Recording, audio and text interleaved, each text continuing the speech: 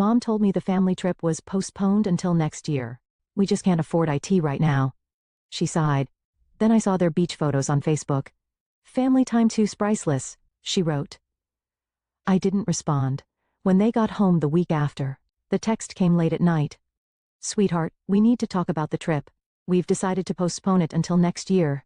I blinked at the message, my heart sinking. Postponed? We'd been planning this trip for months, our first family vacation in years. I'd rearranged my work schedule, budgeted every penny, and counted down the days like a kid waiting for Christmas. I called my mom immediately. She sighed as she answered. Alyssa, I know you're disappointed, but things are just tight right now. We can't afford it. I swallowed hard. I understood money struggles. I really did. I had been working extra shifts at the cafe just to pitch in for this trip, even offering to cover my own airfare. But something about the way she said it, like the decision had already been made, like my feelings didn't matter, felt like a slap in the face. I took a breath. If it's about money, maybe we can find a cheaper hotel or shorten the trip. She hesitated just for a second, but I heard it. Alyssa, she said gently, it's just not the right time. We'll make it happen next year, I promise. A promise. When I should have known better than to believe. 2 days later, I was scrolling through Facebook on my lunch break when my stomach dropped. There it was. A picture of my mom and dad on a beach. My heart pounded as I stared at the screen. Sun-kissed skin, drinks in their hands, the ocean stretching behind them, glistening under the afternoon sun. I swallowed hard and scrolled down. More photos. My brother Jake posing with his girlfriend on a boat. My parents at a seafood restaurant smiling over plates of lobster, and then the caption that made my blood run cold, family time is priceless. Family time, except I wasn't there because according to them, the trip had been postponed. I locked my phone and sat frozen at the cafe counter, my mind racing. I wanted to believe there was an explanation. Maybe it was a last-minute work thing. Maybe someone had gifted them the trip. But deep down, I knew the truth. They hadn't postponed anything. They had just decided that I wasn't part of it. That night, I didn't call my mom. I didn't respond to the post. Instead, I watched in silence as more photos poured in over the next few days. They went snorkeling. They had bonfires on the beach. They made memories without me. And as I stared at each picture, something inside me shifted. This wasn't just about the trip. This was about all the times I had been the afterthought, all the birthdays they had forgotten, all the holidays where my gifts were an afterthought while Jake got exactly what he wanted, all the times I made sacrifices for them, but they never did the same for me. I clenched my jaw and took a deep breath. They thought I would be too hurt to say anything, that I would just let it go. But this time, I was done being the forgotten one. They didn't know I had seen the photos.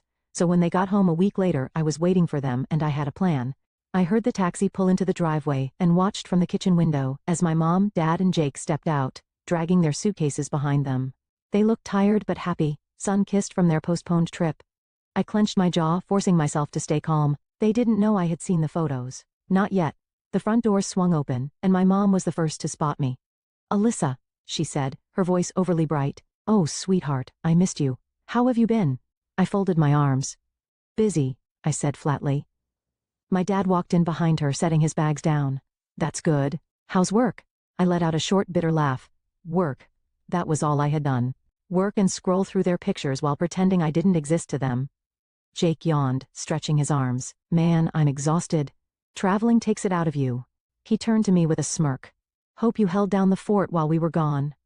My eyes snapped to him while we were gone. Like it was normal, like nothing was wrong. Like I hadn't spent the last week replaying their betrayal over and over.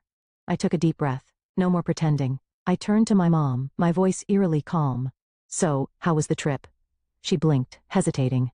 Oh, well, we just needed a little getaway. Nothing too special. Liar. I pulled out my phone, unlocked it, and turned the screen toward them. The photo album, the beach selfie, the boat ride, the fancy dinner, and the caption that made my stomach turn all over again. Family time is priceless. I tilted my head. Look special to me. Silence. Thick, heavy silence. Then my mom let out a nervous laugh. Alyssa, I don't. My voice was sharp. Cold. Just don't. My dad cleared his throat. Look, sweetheart, it wasn't. Stop, I said, my voice rising. Just tell me the truth. You never postponed the trip. You just didn't want me there. I saw the guilt flash across my mom's face, but she quickly masked it with a weak excuse. It wasn't like that, honey. We just thought. What? That I wouldn't notice? I snapped. That I wouldn't see the pictures? That I'd be stupid enough to believe your lie? Jake groaned, rolling his eyes. Oh my God, Alyssa. Are you seriously making this a big deal? It was just a trip. Just a trip. The words hit me like a slap. that I planned, that I saved up for, that I was supposed to be a part of. I shook my head. You could have told me the truth, but instead, you lied.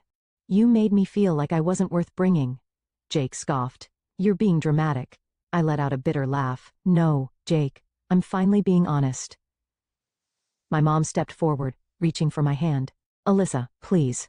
I pulled away. Not this time. They needed to hear this. This isn't just about the trip. It's about every single time I've been treated like I don't matter. Every holiday where Jake got exactly what he wanted, and I got whatever was convenient. Every time I put you guys first and you didn't even notice. I swallowed, my voice shaking. I thought if I worked hard enough, if I gave enough, I'd finally be enough for you. But I never was I? No one said a word. Finally my mom sighed. Alyssa, it's not like we love Jake more than you. I let out a small bitter smile. Maybe you don't, but it sure feels that way. Another silence. And that was my answer. I nodded, exhaling sharply. Got it. Then without another word, I grabbed my purse and walked toward the door. Alyssa, where are you going? My dad called. I didn't look back. Somewhere I'm actually wanted. And then I left. For the first time in my life, I put myself first. For days my phone wouldn't stop buzzing with messages from them, but I was done fixing things. This time they could figure it out without me. I didn't answer their calls. I didn't respond to their messages. And for the first time in my life I wasn't rushing to fix things. It was strange at first, ignoring them. The guilt crept in like an old habit, whispering in the back of my mind. Maybe you're overreacting, maybe you should just let it go. But then I would remember the text saying the trip was postponed, the Facebook posts of them having fun without me, the lie they told without a second thought. And suddenly, the silence felt like freedom. By the 5th day their messages had shifted. At first, they had been firm and dismissive, trying to regain control of the situation. Mom, Alyssa, we need to talk about this. You're making this into a bigger deal than it needs to be. Dad, ignoring us isn't going to change anything. Call your mother. Jake, Jesus, Alyssa, get over it. You're acting like a child. I rolled my eyes. Classic. They weren't sorry. They just wanted me to stop making them uncomfortable. But when I didn't answer, the tone of their messages shifted. Mom, sweetheart, please, we miss you. We never meant to hurt you. Dad, we should have handled things differently. Let's talk. And then the one that nearly got me. Mom, Alyssa, I feel awful. I can't sleep knowing you're upset with us. For a brief moment, I almost responded. Almost. But then I asked myself a question. If I had never seen the photos, would they have ever told me the truth? Would they have ever felt guilty at all? The answer was painfully clear. So I locked my phone and let the silence continue. It wasn't easy. I had spent years being the one to reach out first, the one who smoothed things over, the one who made excuses for them. So sitting with the silence, holding my boundary felt unnatural at first. But as the days passed, I realized something. They weren't reaching out because they missed me. They were reaching out because they missed the role I played in their lives, the fixer, the peacekeeper, the afterthought who never made waves. And now that I was refusing to be that person, they didn't know what to do. A week after their return, I did something I had never done before. I booked a weekend trip for myself. Nothing extravagant, just a quiet cabin in the mountains, far away from everything. I packed a bag, grabbed my keys, and left without telling anyone where I was going. For once, I wasn't asking for permission. I wasn't waiting to be included. I was just living for myself, and it felt amazing. By the time I got back, my phone was full of missed calls and texts, but I didn't rush to respond. I wasn't ready yet because for the first time in my life I was finally putting myself first, and I wanted to enjoy the feeling a little longer. They weren't used to me ignoring them. So when my silence lasted longer than they expected, they showed up at my door, and I was ready. I knew it was coming. The moment I ignored their calls, their messages, their guilt trips, I knew my parents wouldn't just let it go. So when I heard the knock on my door that Saturday afternoon, I wasn't surprised. I took a deep breath, setting down my coffee. My hands weren't shaking. My heart wasn't racing. I was ready. I opened the door to find my mom and dad standing on my porch. They looked different. Not angry, not smug, not demanding. They looked nervous. Alyssa, my mom said softly, tucking her purse under her arm. Can we come in? I leaned against the doorframe. Depends, I said evenly. Are you here to actually listen, or just to tell me why I'm wrong for being upset? My dad sighed. We're here to talk, really talk. I studied their faces. They weren't ordering me to let them in. They weren't dismissing my feelings like they had in their messages. They were asking. That was new. I stepped aside. Fine, I said. Come in. I led them into the living room. The air felt thick with things unsaid. My mom sat on the couch, hands folded in her lap. My dad stayed standing, like he wasn't sure if he belonged. I sat across from them, arms crossed, waiting. It was my mom who finally spoke first. I don't know where to start, she admitted. The truth is a good place, I said flatly. She flinched. My dad exhaled through his nose. We messed up. I blinked. I hadn't expected him to say that. My mom looked down at her hands. Alyssa, when we said the trip was postponed, it was a lie. No excuses, no dancing around it, just the truth. I swallowed, my throat tight. Why? She hesitated, then finally said, we thought it would be easier. Easier, just like she had texted me. I clenched my jaw. Easier for who? Silence. For you? I pressed. For Jake? I let out a bitter laugh. Because it sure as hell wasn't easier for me. My dad ran a hand over his face. We didn't think it would hurt you this much. I scoffed. You didn't think at all. My mom's voice cracked. We thought you'd understand. Understand. The same word they had used in their messages. The word that meant nothing. I leaned forward. Tell me the truth. If I hadn't seen those pictures, would you have ever told me? Neither of them spoke. That was my answer. I swallowed the lump in my throat and forced my voice to stay steady. Do you have any idea what that felt like? To see you all having fun without me, to know that I was never even considered? My mom's eyes shimmered with guilt. Alyssa, we love you. I shook my head. You don't treat people you love like that. My dad sighed, rubbing the back of his neck. We failed you, sweetheart. We should have been honest. I stared at him, then at my mom. Why are you really here? I asked. To apologize, or to make yourselves feel better? They hesitated. Then my mom said, both. At least that was honest. We sat in silence for a long time. Finally my mom said, I don't know how to fix this. I exhaled slowly, feeling the weight of all the years of being second place. And I realized something. I didn't need them to fix it, I just needed them to understand it would never be the same. I don't know either, I admitted, but I do know this. I'm not going to be the one to fix it for you. My dad nodded, slow and understanding. My mom wiped at her eyes. What do we do now? I met her gaze. That's up to you. They thought an apology would be enough, but apologies don't erase years of being treated like an afterthought. This time, they had to prove they were willing to change. Apologies were easy. Change? That was the hard part. After my parents left that day, I didn't feel relieved. I didn't feel like anything had really been fixed. They had admitted their mistake. They had apologized, but I had heard apologies before. It was their actions that had always told a different story. And this time I wasn't interested in words, I wanted proof. For the first time in my life I didn't go out of my way to reach out first. I didn't text them good morning. I didn't send updates about my life. I didn't check in to see if they needed anything. For the first time, I made them do the work. And at first, nothing happened. Days passed, then a week, then two, and I thought, there it is. That's the proof I needed. If I wasn't the one putting in the effort, there was no effort at all. I should have known. I should have expected it, but somehow it still hurt. It wasn't until the third week that things started to shift. It was a random Tuesday when my mom called. I let it go to voicemail, then came a text. Mom, hey sweetheart, just thinking about you. Hope you're doing okay. A part of me wanted to ignore it, to keep the distance. But another part of me, the part that had been waiting for any sign that they actually cared, hesitated. I didn't reply right away. Instead, I waited. The next day, my dad texted too. Dad, miss you kid. Let's get dinner sometime. I stared at the message, emotions colliding inside me. Not because I was ready to let them back in, but because for the first time, they were trying. I agreed to dinner, not because everything was forgiven, not because I was ready to pretend like nothing had happened, but because I needed to see if they were serious. We met at a quiet restaurant, just the three of us. Jake wasn't there, and that alone told me they had been paying attention. We sat down, and for the first time in years, my parents asked me about me. Not about Jake, not about work, not about whether I could help them with something, just me. I wasn't sure if it was genuine, or if they were just trying to fix what was broken, but for the first time, they were actually listening. And that was new. Halfway through dinner, my mom cleared her throat. We've been thinking a lot about what you said, she said carefully, about how we've treated you. I took a sip of my water, staying silent. She continued. And we've realized that we've always assumed you didn't need us the way Jake did. That because you were strong and independent, we didn't have to put in as much effort. I met her gaze. And now, she swallowed, and now we know that was wrong. I glanced at my dad. He nodded. We see it now, Alyssa. We do. For a moment, I didn't know what to say, because those were the words I had been waiting for my whole life. And yet, part of me still didn't believe them. Not yet. By the time dinner ended, something had shifted. Not in a dramatic everything is fixed way, but in a maybe this time they actually mean it way. They still had a long way to go, but for once, they were the ones taking the first steps. And for now, that was enough. But words were still just words, and if they really wanted to fix things, they were going to have to prove it. Dinner had gone better than I expected, but I wasn't naive.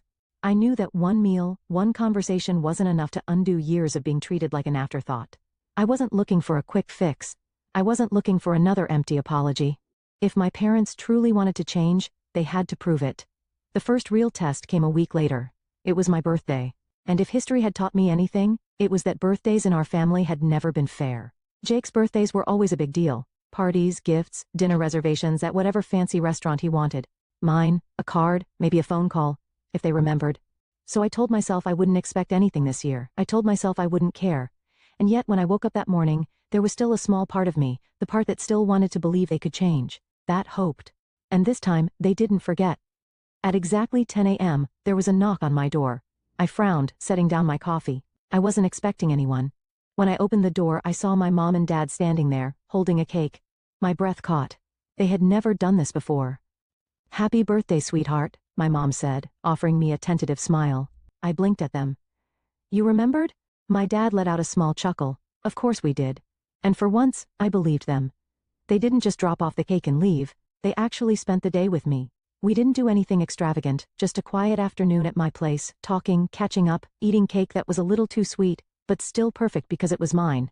There were no rushed goodbyes, no feeling like I was just an obligation. For the first time in a long time, it felt like they wanted to be there, and I didn't realize how much I had needed that until it actually happened. A few weeks later, they proved it again. I had a big presentation at work, something I had been nervous about for weeks. I had mentioned it briefly over dinner one night, not thinking much of it. But when the day came, I got a text from my mom. "Mom, thinking of you today, you're going to do great." And then one from my dad. "Dad, let us know how it goes, kiddo. Proud of you no matter what." I stared at my phone for a long moment. They had never done this before. I wasn't used to them remembering the little things, and yet, here they were, trying. It wasn't perfect. There were still moments where old habits crept back in. Mom still occasionally defaulted to making excuses for Jake. Dad still struggled to express himself in more than a few words. But the difference? They caught themselves, they noticed when they messed up, and they tried to do better. And that mattered. One night, a few months later, my mom called me. Not for anything in particular, just to talk. And at some point in the conversation, she sighed. "I know it's going to take time," she said carefully, "for you to trust us again." I swallowed. "Yeah," a pause. Then, "We're not giving up, Alyssa. You're too important to us." I felt my throat tighten because for the first time I believed her, but for the first time in my life, I finally felt like I mattered. Change didn't happen overnight. There were still moments when I caught myself waiting for the other shoe to drop. For my parents to slide back into their old habits, for them to forget, to stop trying. But weeks passed, then months, and they kept showing up. It wasn't perfect, it wasn't effortless. But for the first time in my life, I finally felt like I mattered. One evening, I was sitting on my back porch, sipping tea, when my phone buzzed. It was Mom. Not an apology, not a guilt trip, just a simple text. "Mom, thinking of you. How's your week going?" I stared at the screen, something warm settling in my chest because that message wouldn't have existed a year ago. A few weeks later, I got another surprise. I had been saving for a trip, a solo vacation, just for me. I hadn't told my family much about it, mostly because I didn't want to deal with their opinions.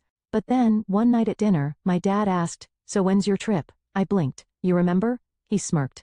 "Of course. It's Italy, right?" My mom nodded. "We were actually talking about it the other day. Do you need help with anything? Packing? Planning?" I studied them carefully, waiting for some catch, but there wasn't one. They weren't offering because they wanted something in return. They were offering because they wanted to be part of my life. And that was new. The night before my flight, I got a text from Jake. I almost didn't open it, but curiosity won. "Jake, Mom won't say it, but she's freaking out about you traveling alone. You know how she is." I rolled my eyes. Typical. Then another message came through. "Jake, you're actually doing it, living your life on your own terms." I hesitated before replying. "Me, yeah, I am." There was a long pause before his final message arrived. "Jake, that's kinda badass, sis." As I stepped off the plane in Rome, the weight of the last year settled on me. I had spent so much of my life waiting for my parents to see me, waiting for them to include me, waiting for the day when I wouldn't feel like an afterthought, but I wasn't waiting anymore. I was choosing myself. I had built a life where I didn't have to chase their approval. And somehow, in doing that, they had finally learned how to show up for me. A few days into my trip, I was sitting at a cafe when my phone buzzed. A group message. Mom, we just saw your latest photos. Rome looks amazing. Call us soon. We miss you. I smiled. Not because I needed their approval, but because for the first time, they weren't just saying the words, they meant them. And for the first time in my life, that was enough. You shouldn't have to beg for love. You shouldn't have to fight to be included. And if the people around you don't see your worth, choose yourself. Because sometimes when you stop waiting to be seen, that's when they finally notice.